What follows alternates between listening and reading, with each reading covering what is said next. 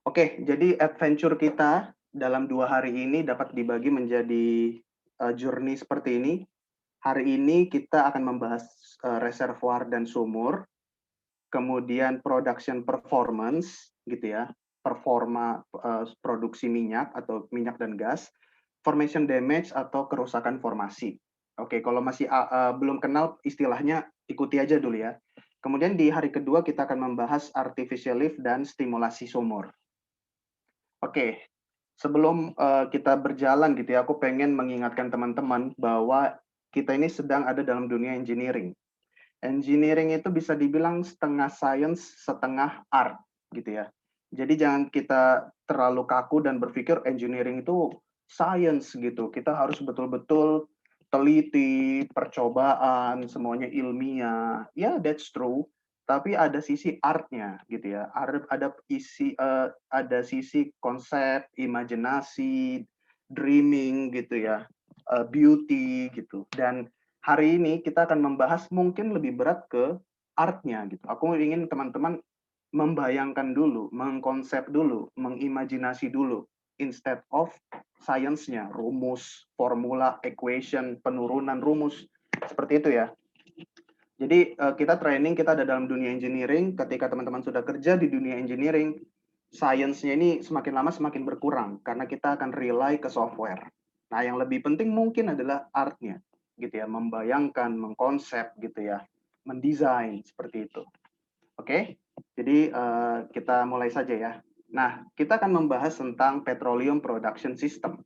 Petroleum production system itu terdiri dari beberapa komponen utama. Yang pertama ada reservoir, tempat tersimpannya minyak dan gas atau gas and oil. Oke, reservoir di bagian sini. Kalau suaraku putus-putus, langsung interupsi aja ya, Mas ya. Oke, siap, Uh, Mas. ya, kemudian ada sumur. Oke, sumur seperti biasa lah, sumur kita sumur air atau sumur bor di rumah. Basically sebuah sumur juga gitu untuk kita memproduksikan minyak dan gas. Setelah sampai di permukaan akan diolah dengan separator gitu ya di facilities untuk kemudian dijual atau ditransport gitu ya. Kalau minyak dia akan disimpan ke stock tank sebelum nanti dipompa ke kilang. Kalau gas bisa langsung ke sales gitu ya. Ada beberapa perusahaan yang bisa mengolah gas menjadi listrik atau menjadi pupuk gitu ya. Nah, sebelum kita pergi jauh, kita nonton dulu video singkat ini untuk membantu teman-teman membayangkan gitu ya. Oke, jadi oil, gas, dan water gitu ya, dari reservoir mengalir melalui bottom hole atau dasar sumur, naik terus. Ini campuran semuanya ya, minyak, gas, water, campuran. Mohon maaf, Mas. Ya, Ini nggak ketampil videonya. oh nggak ketampil ya? Nah, ini masih ke PPT sih. Oke, Mungkin sebentar. share screen ke videonya dulu. Berarti share screen ya? Oke, mohon Share screen ke maaf. videonya. Share screen. Ini udah Oke, kelihatan? sudah kelihatan. Oke, kita mulai lagi. Thank you, Mas. Oke, jadi ini ya, produksi minyak, gas, dan water campuran dari dalam tanah, dari dalam reservoir, masuk, diproduksikan melalui sumur. Oke, naik terus, karena alirannya bertekanan tinggi ya. Dia diangkat oleh sebuah artificial lift namanya sucker rod pump. Ini pompa gitu ya, diproduksikan, masuk ke dalam separator, namanya separator, dia berfungsi untuk memisahkan fasa. Ada fasa oil, ada fasa water, ada fasa gas. Water bisa disimpan dalam tangki, diinjeksi kembali, namanya water disposal. Oilnya disimpan ke dalam sales tank gitu ya. Ini sudah relatif murni gitu ya, supaya bisa ditransfer ke kilang, seperti itu. Gasnya bisa dibakar, di flare gitu ya. Atau kalau ada buyer, ada yang mau membeli gas kita, bisa juga kita jual gas tersebut. Kita proses lagi ya, kita murnikan, kita buang H2S-nya, kita buang CO2-nya, kita buang oksigennya, dan bisa kita jual gitu ya. Gas itu banyak gunanya, bisa untuk pengolahan pupuk, bisa juga untuk listrik, pembangkit tenaga listrik gitu ya, macam-macam. Jadi seperti itu kira-kira petroleum production system. Semoga teman-teman dari video ini aja udah dapat clue-nya. Oke, sekarang kita masuk membahas apa itu reservoir. Reservoir itu basically wadah ya, wadah untuk menampung minyak dan gas dan wadah ini ada di dalam bumi. Oke, untuk teman-teman ya, atau mungkin aku ganti share PPT dulu ya, supaya lebih jelas. Oke. Ya, jadi bagi beberapa yang awam mungkin ketika ditanya dari mana sih minyak dan gas itu ya, oil and gas itu datangnya dari mana? Mungkin ada yang mengatakan, oh, oil dan gas itu berasal dari danau atau sungai atau kolam di dalam tanah. Seperti ini gitu ya, ada underground lakes atau underground pool. Wow, that's wrong gitu ya. Tidak ada pool, danau di dalam tanah, tempat menyimpan minyak dan gas. Kalau misalnya kita mau coba membayangkan ya, oil dan gas itu dari dalam bumi itu bukan seperti galon. Ada tempat berongga gitu ya, yang kita pompa gitu, dan akhirnya keluar something. Nggak seperti itu reservoir. Reservoir kalau mau kita bayangkan, itu lebih seperti sponge. Bayangkan ya, tapi sponge-nya ini batuan, batuan dalam bumi, batuan reservoir yang banyak pori-porinya, dan di dalam pori-porinya ini menyimpan something. Dan something-nya itu adalah oil dan gas and water yang ketika diproduksi akan mengalir minyak dan gas seperti video tadi. Oke ya, jadi reservoir itu apa? Reservoir itu something yang berpori, batuan berpori, tempat menyimpan minyak dan gas, dan dia ada di dalam bumi. Nah, kalau coba dideskripsikan lebih komikal lagi ya, itu kira-kira seperti ini. Ini ada lapangan offshore, dan di sini ada reservoirnya gitu ya. Kalau dia diwarnai warna hijau, itu biasanya menandakan oil, kalau merah itu berarti gas. Nah, kita coba besarkan daerah sini, ada sebuah batuan gitu ya. Dan dari dalam batuan ini ada pori-pori. Dan dari dalam pori-pori tersebut tersimpanlah minyak dan gas gitu ya. Dan ketika diproduksikan, mengalirlah si minyak ini melalui sumur dan naik ke atas. Sama seperti video tadi. Oke, kalau kita mau coba bentuk lagi ya, imajinasi, karena tadi aku bilang engineering itu art juga gitu ya. Kita coba mengimajinasikan, ya kira-kira seperti ini batuan reservoir itu ya. Ada body yang besar, mungkin kita bisa bayangkan seperti gunung gitu ya. Dan di dalam gunung itu ada banyak pori-pori tersimpan. Karena perbedaan density atau massa jenis, pasti water akan ada di paling bawah. Di atasnya kemudian ada minyak, dan di atasnya lagi ada gas. Nah, mungkin ada pertanyaan, kenapa mereka bertekanan tinggi tapi tidak lolos mengalir ke permukaan bumi? Ya, kenapa tidak terjadi kebocoran? Karena ada batuan tudung seperti ini, batuan yang sangat-sangat rapat gitu ya, sama seperti batuan di tembok rumah kita yang nggak bisa dilewati oleh fluida. Nah, di dalam bumi ada batuan seperti itu, batuan tudung seperti ini, yang menjebak, yang menghalangi aliran fluida ini, sehingga tidak bisa lolos ke permukaan.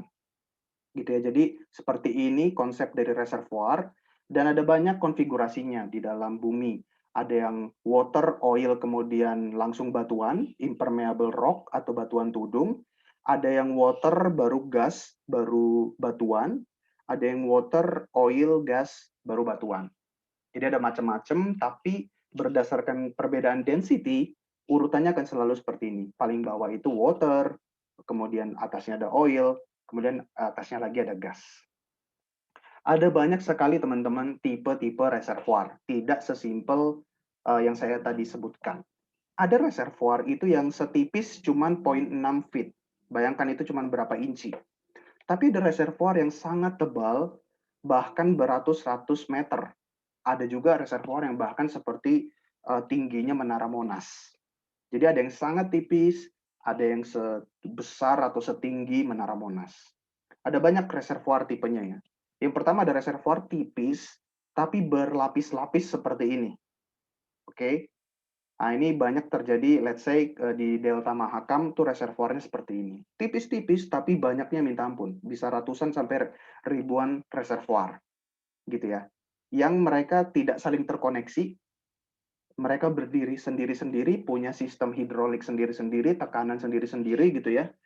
Dan mereka dibatasi oleh lapisan tudung tadi. Jadi mereka adalah sebuah reservoir yang berbeda. Nah, kalau kita mencoba membayangkan di permukaan bumi itu kira-kira seperti apa sih? Kita bisa melihat dari outcrop atau tampilan yang ada di permukaan bumi gitu ya, yang mencerminkan apa yang ada di dalam bumi. Nah, kita bisa bayangkan kira-kira seperti ini. Jadi ada berlapis-lapis gitu ya. dan masing-masing warna ini menunjukkan reservoir yang berbeda yang dibatasi oleh batuan impermeable atau batuan tudung. Let's say batuan tudung ini yang warna gelap. Jadi ini ada reservoir 1, kemudian ditudungi oleh batuan ini impermeable, kemudian ada reservoir 2 lagi, kemudian ada reservoir 3, kemudian ditudungi lagi, dan demikian seterusnya. Ada yang seperti ini. Ada juga reservoir yang satu body besar, tapi retak di mana-mana, gitu ya, karena ada yang namanya natural fracture reservoir. Dia besar, tapi ada fracture-fracture di mana-mana. Ini memberikan kompleksitas tersendiri. Dan kalau kita mau konsepkan, itu kira-kira seperti ini. Jadi yang warna kuning ini adalah matriks body dari reservoir itu, dari body dari batuan itu, tapi ada juga channel-channel fracture seperti ini. Gitu ya. Jadi ini akan memberikan performa aliran yang berbeda. Ada ya namanya naturally fractured reservoir. Ada juga reservoir satu body gitu, tapi dia banyak patahan. Kalau tadi itu fracture, kalau yang sekarang ini patahan, gitu ya. Jadi ada banyak patahan di mana-mana, atau kita sebut fault. Konsepnya itu kira-kira seperti ini ya. Jadi ada peristiwa tektonik di zaman dahulu, sehingga reservoir itu mengalami patahan di mana-mana yang mempengaruhi aliran fluida di dalamnya. Oke, ketika kita mau memproduksikan suatu lapangan atau mau memproduksikan reservoir, atau ketika kita mau mendesain sumur, itu kita harus mempertimbangkan reservoirnya itu bagaimana, gitu ya. Jangan disamakan semua reservoir. Makanya materi ini penting. Ada juga reservoir yang seperti ini, namanya tin oil rim. Jadi reservoir tin oil rim ini adalah seperti sandwich. Reservoir minyaknya itu tipis di tengah-tengah, tapi dia disandwich dengan lapisan gas yang tebal, atau kita sebut gas cap, dan di bawahnya itu ada lapisan water atau aquifer, gitu ya. Untuk reservoir seperti ini, kita harus memasang sumur yang tertentu. Nggak bisa kita sumur vertikal, gitu ya, karena kebanyakan nanti sumur vertikal. Makanya untuk gas cap reservoir, kita cenderung untuk memasang sumur horizontal. Jadi ikuti panah saya ya. Kita bor, kemudian horizontal seperti ini. Oke, ya, jadi ada macam-macam reservoir dan itu menentukan desain sumur kita. Nanti akan kita bahas ketika kita bicara tentang sumur. Oke, seperti yang saya sebut tadi, reservoir kita akan menentukan bagaimana model sumur kita. Ada sumur vertikal, ada sumur deviated atau sumur miring, seperti itu ya. Ada sumur yang horizontal, seperti yang saya bilang tadi, untuk oil rim, tin oil rim. Ada juga sumur multilateral, misalnya supaya dia bisa merambah atau mengakses banyak reservoir multi-layer, seperti yang tadi saya bilang. Tipis-tipis tapi banyak. Sumur multilateral cukup bagus untuk itu ya, supaya kita nggak terlalu banyak ngebor. Kalau vertikal, kita butuh 1, 2, 3, 4, 5. 5 sumur vertikal nih untuk bisa mengakses kelima-limanya. Which is nggak murah. Jadi lebih baik satu kali ngebor, tapi ada banyak lubang bornya gitu ya, atau sumur multilateral. Nah, supaya bisa memproduksikan atau melewatkan fluida ke permukaan, pasti reservoir itu butuh tekanan. Oke, sama seperti kita mau mengangkat air dari dalam tanah ke loteng gitu ya, misalnya kita punya toren, kita butuh pompa. Pompa itu untuk menaikkan tekanan. Nah, sama, reservoir supaya fluidanya itu bisa naik ke permukaan bumi, melewati jarak yang sekian ribu feet, atau sekian ribu meter, sekian ratus meter, pasti dia butuh tekanan. Dan tekanannya itu di-provide secara natural sendiri. Ada yang namanya water drive. Water drive ini adalah tekanan reservoir disupport oleh tekanan aquifer di bawah lapisan minyak. Jadi di bawah tanah atau di bawah reservoir minyak itu ada body berisi water, seperti saya tadi contohkan, dan water itu luas sekali, lebih luas dari reservoir, dan karena dia luas, dia mensuplai support tekanan yang cukup stabil. Sehingga reservoir water drive itu tekanannya itu cenderung stabil dan tidak cepat habis tekanannya. Atau kita sebut tekanannya reservoirnya tidak cepat kempes karena habis tekanan. Ada juga yang namanya gas cap drive. Gasket drive, tekanan supportnya itu disuplai oleh tudung gas di atas.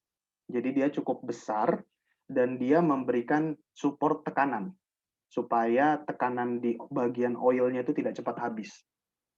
Oke, jadi ketika oil diproduksikan kan makin lama tekanan makin rendah dan itu menyebabkan tudung gas ini membesar, mengekspansi gitu ya. Karena gas semakin kecil tekanan, dia akan semakin besar volumenya.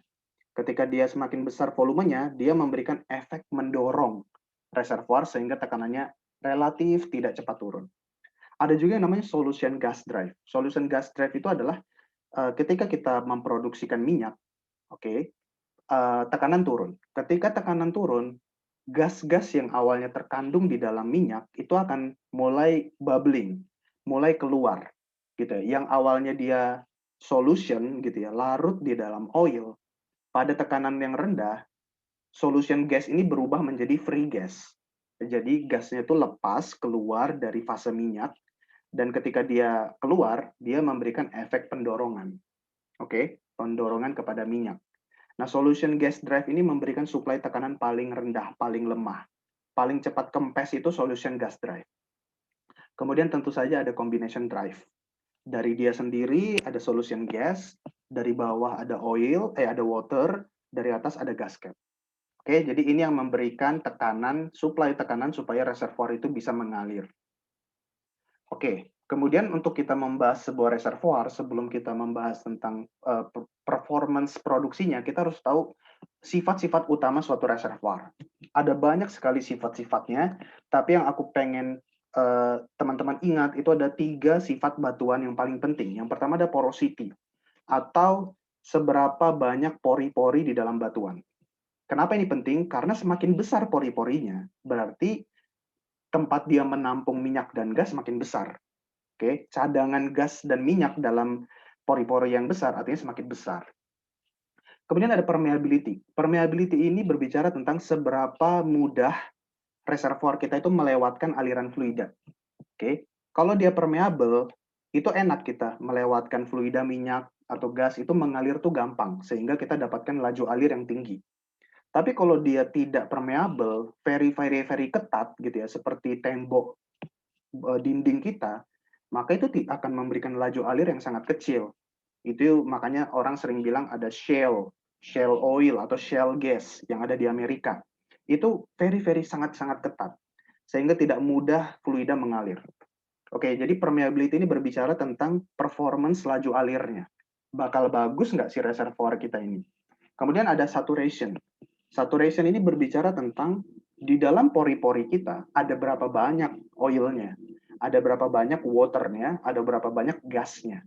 Yang kita pengen adalah zona di mana saturasi minyak paling tinggi. Supaya ketika kita bor di daerah zona itu, kita akan dapatkan minyaknya banyak. Gitu ya. Kita pengen buat perusahaan minyak, bukan perusahaan air. Jadi kita mencoba menjauhi zona-zona yang banyak airnya. Dan kita mencari zona-zona mana yang banyak oilnya. Itu sifat-sifat batuan yang paling penting.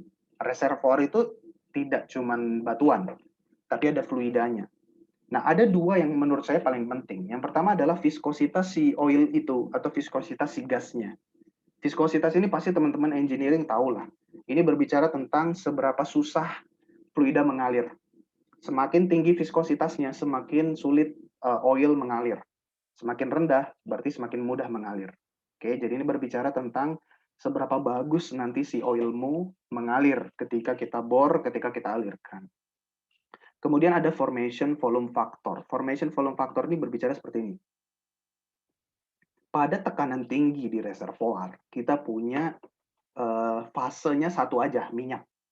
Semua gas yang ada dalam reservoir itu terlarut di dalam minyak ini. Karena apa? Karena tekanannya tinggi. Jadi gas itu dikompres semua, gitu kan? Kemudian ketika kita produksikan, tekanannya turun. Tapi belum ke bubble point. Ketika tekanan turun, sedikit mengembang nih minyaknya, mengembang gitu ya. Belum bubble point nih. Tapi diturunkan lagi tekanannya ya, P-nya lebih kecil lagi, mulai nih bubble point, sudah mulai terbentuk bubble-bubble gas. Oke, turunkan lagi tekanannya. Oh, gasnya rilis, gasnya lepas. Terus kita produksikan, gasnya keluar, gasnya keluar, gasnya keluar, dan makin lama tekanannya paling kecil, gasnya lepas semua dan minyaknya sisa sedikit, shrinking, minyaknya mengecil volumenya. Inilah perjalanan minyak dari reservoir bertekanan tinggi ke permukaan bumi yang tekanannya rendah. Jadi ketika kita produksikan ke permukaan bumi, udah banyak tuh gasnya lolos. Akhirnya minyaknya sisa volumenya dikit. Ini juga menentukan seberapa banyak kita mampu menjual minyak pada akhirnya, ya kan? Jadi untuk aspek fluidanya, viskositas dan formation volume factor ini adalah yang paling penting dan ini nanti akan masuk ke dalam equation kita, formula kita, correlation kita, oke? Jadi teman-teman ingat ada porosity, permeability, saturation, ada viscosity, ada formation volume factor. Oke? Nah, jadi kalau kita mau coba bikin komiknya, kira-kira seperti ini. Dari dalam reservoir, oke, ada aliran mixture, campuran gas, oil, water. Ketika masuk ke dalam sumur, dia mixing lagi, makanya saya berikan warna yang berbeda gitu ya. Masuk ke permukaan, kita pisahkan dalam alat namanya separator, dipisahkan fase gas, fase oil, dan fase water. Seperti itu. Semoga kebayang ya dari sini dulu ya, karena aku lihat teman-teman banyak yang non teknik perminyakan gitu. Jadi aku coba bawakan seperti ini, semoga teman-teman bisa lebih paham. Nah, tadi kita bahas reservoir, sekarang kita bahas well, sumur. Oke, jadi kita ingat lagi, sebuah sistem petroleum production system. Ada reservoir, ada sumur, ada surface facility. Nah, kita sekarang bahas si sumurnya itu ya, teman-teman. Sumurnya itu konfigurasinya bisa seperti ini. Ada wellhead atau kepala sumur, oke, kemudian ada bottom hole, daerah di dalam lubang sumur gitu ya.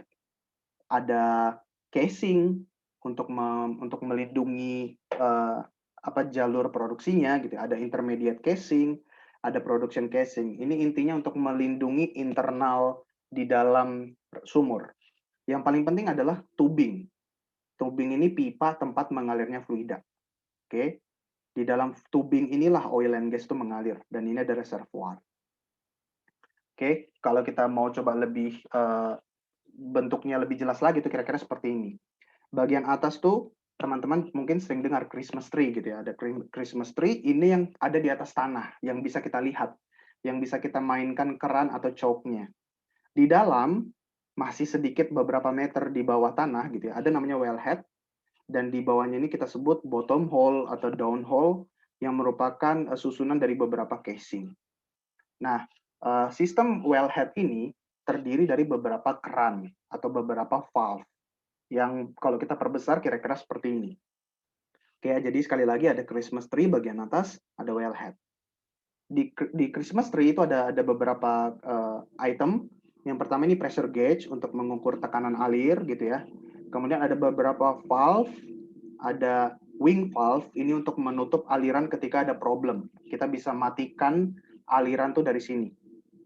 Untuk mengadjust laju alir, kita bisa pakai choke. Ya, jadi ada kita mau kecilin, kita mau besarin, kita bisa pakai choke. Tapi untuk mematikan itu kita pakai antara wing valve, oke, atau master valve. Ini untuk safety ya. Oke, di bawahnya Christmas tree itu ada wellhead seperti ini dengan gauge atau alat ukur untuk mengukur tekanan casing. Di bawah mereka ada namanya casing. Oke, ini aku ngambil dari Rixis. Paling atas tuh conductor casing gitu ya, untuk mencegah terjadinya washout gitu ya, atau lubang yang jelek lah kalau ternyata bagian permukaan bagian atasnya itu cukup longsor, mudah longsor gitu atau lemah seperti itu.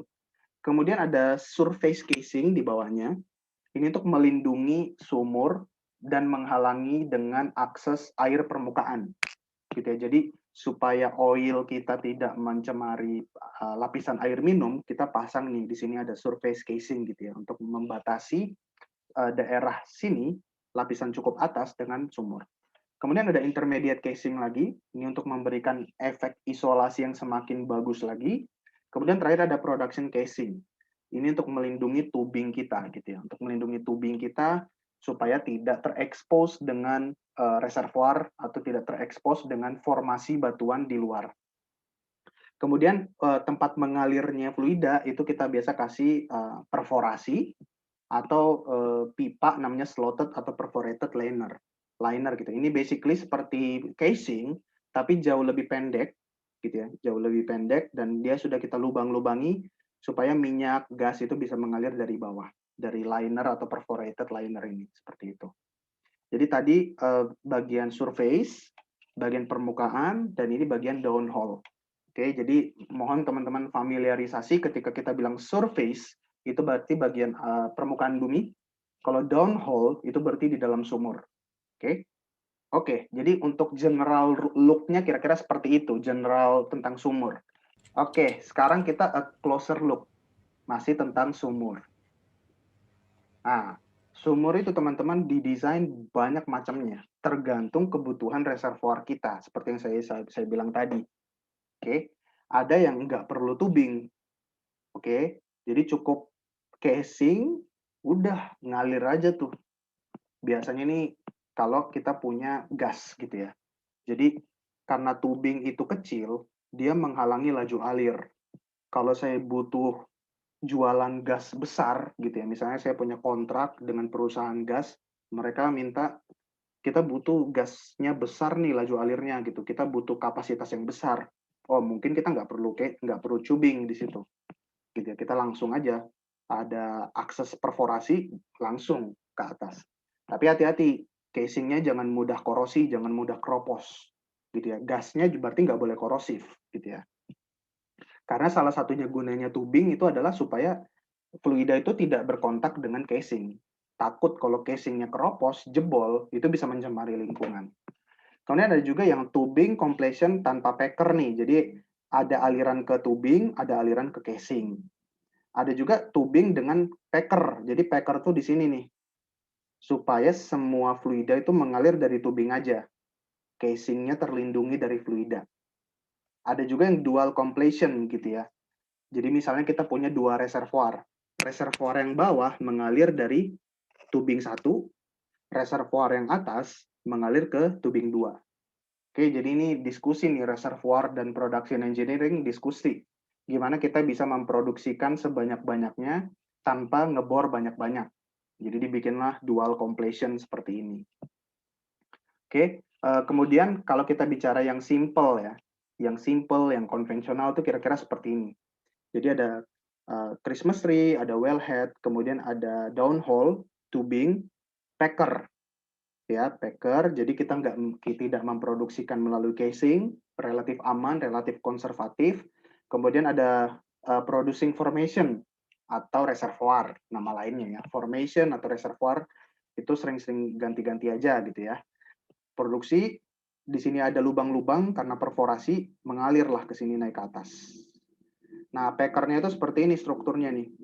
Jadi dia ada gripping di sini ya, ada gripping supaya dia bisa mencengkram atau betul-betul nempel ngegrip di casing di sini ya. Jadi ada profil-profil yang cukup kasar seperti ini supaya kekuatan ngegrip ke casingnya itu cukup besar. Kemudian di sini ada packing element supaya dia ngesil, betul-betul ngesil sehingga tidak ada fluida yang mengalir kena si casing. Ya, jadi betul-betul dia dibuat pack seperti itu ya di sini. Jadi semua fluida tidak bisa nih lolos ke daerah sini nih, celah-celah packer dan nanti bisa mengenai casing, tidak bisa karena dihalangi oleh packing elemen ini. Oke, tadi saya udah sedikit menyinggung tentang perforasi. Perforasi itu intinya artinya lubang. Oke, jadi sumur nggak bisa memproduksikan minyak dan gas kalau dia cuma casing. Oke, casing itu sama kayak steel dia gitu ya. Steel itu baja. Oke, nggak bisa fluida itu melewati steel. Jadi steelnya itu harus diapain gitu ya. Bajanya itu harus diapain? Ya harus kita lubangi. Nah, lubangnya itu apa? Tekniknya dengan perforation. Oke, jadi ada setidaknya ada 3 teknik perforation. Pertama kita masukkan di ini namanya conventional casing perforation, nggak ada tubing, tapi kita masukkan perforation dan kita tembakkan, boom, terlubangi lah ini si casingnya. Bayangkan ini puluhan ribu PSI gitu ya, atau ratusan ribu PSI, ada bahan peledak di sini dan dia melubangi casing. Bayangkan gitu ya, baja dilubangi dengan tekanan yang sangat-sangat tinggi. Ada juga yang seperti ini namanya tubing conveyed perforation. Jadi sambil kita nurunin tubing, di dalamnya itu juga ada terpasang perforation. Kemudian kita tembakkan, boom, seluruh rangkaian ini kemudian jatuh. Sisanya tubing aja tertinggal. Bisa kita produksikan. Ada juga yang paling murah adalah tubing, oh maaf, tadi itu true tubing ya, tadi itu true tubing. Jadi tubing sudah terpasang dan kita turunin alat perforation-nya. Ada juga yang true tubing, ada tubing convey. Jadi sembari kita nurunin tubing, di situ juga sudah terpasang perforation. Ketika perforation terjadi, boom, selesai, ini putus dan dia jatuh ke bawah gitu ya, dan bisa mengalir fluida.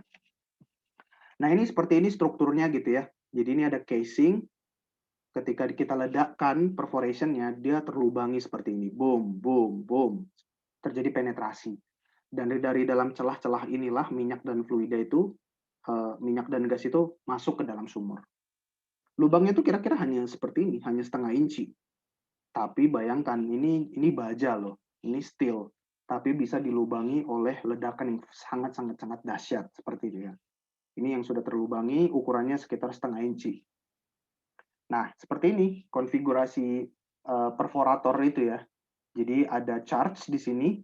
Di sini sudah ada bahan peledak gitu ya, yang siap diaktifkan dengan elektrik gitu ya. Jadi di atas nanti ada elektriknya, kita tekan gitu ya, mengalir listrik dan ini terledakkan, boom, seperti itu ya.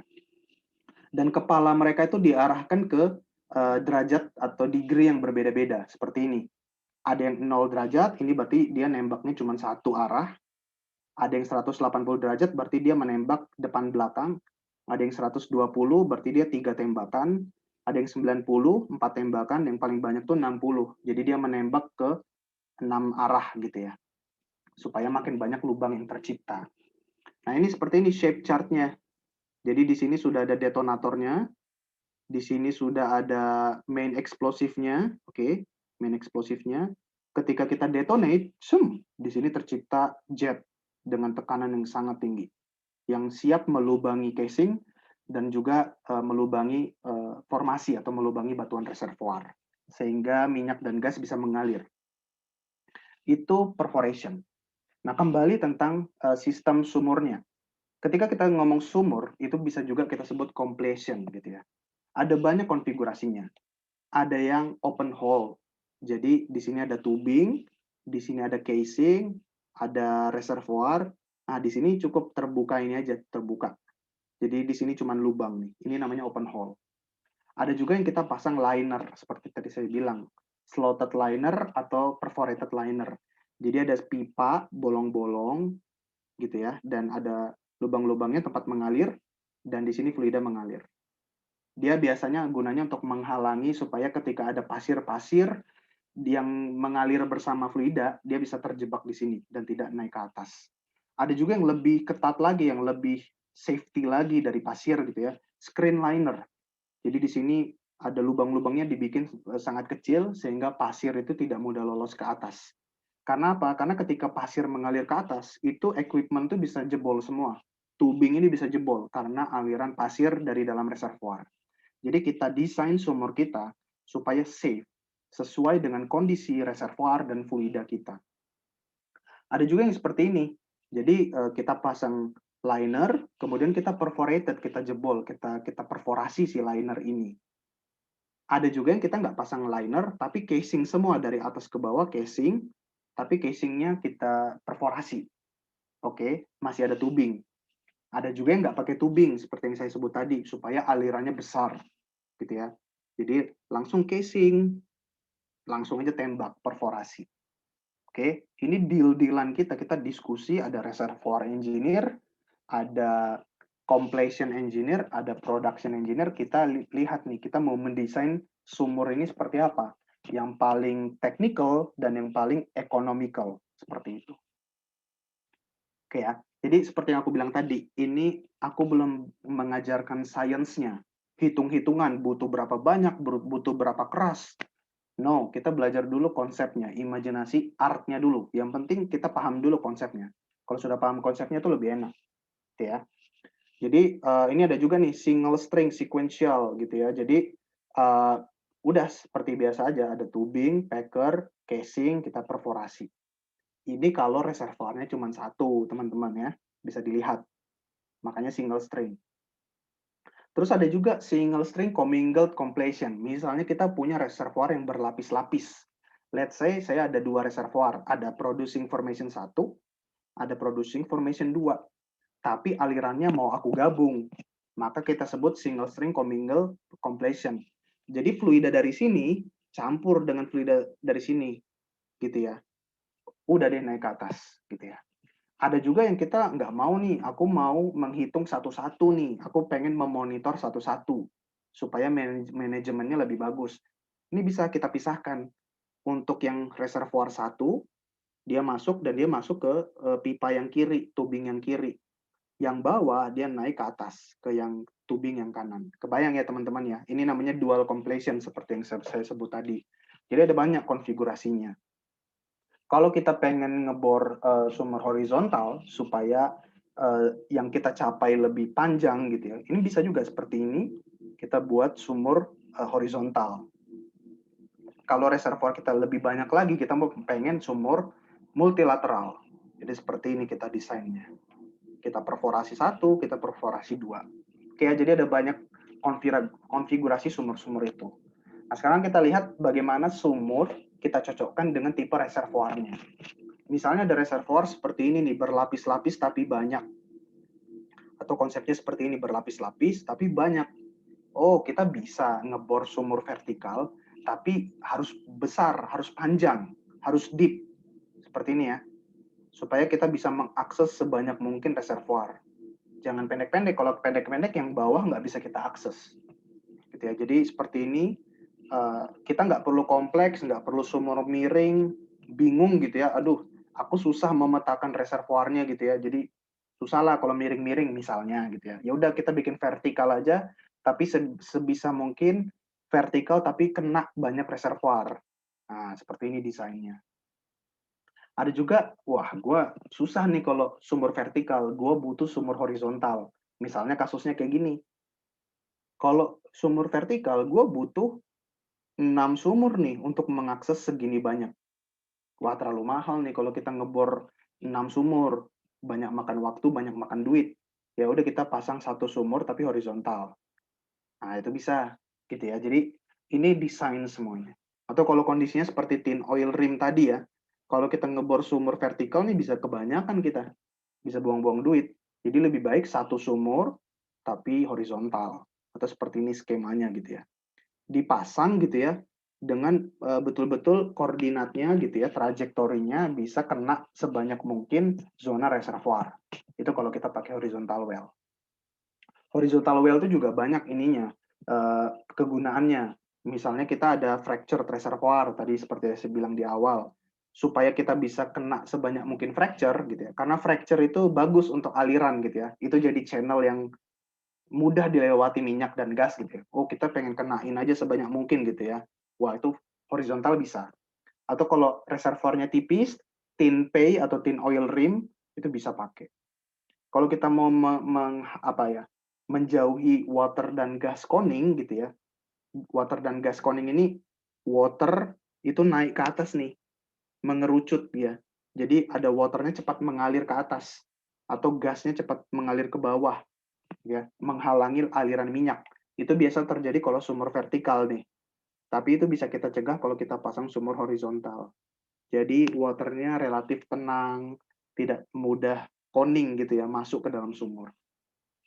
Atau kalau layer reservoir, banyak reservoirnya tipis-tipis, bisa juga nih kita akses dengan horizontal. Seperti itu. Jadi horizontal itu cukup banyak kegunaannya gitu ya. Tapi memang pengeborannya itu lebih difficult gitu, lebih bisa gagal lah gitu ya. Karena ya bayangkan aja kita ngebor tapi horizontal. Kebayang nggak itu caranya? Ya, tapi itulah teknologi sudah banyak yang bisa melakukan horizontal well. Atau kalau reservoirnya lebih kompleks lagi, seperti yang saya sebut tadi, multi-layer tapi banyak. Nah, ini bisa kita lakukan multilateral well gitu ya. Yang penting kita punya teknologi untuk bisa memetakan reservoirnya di mana aja.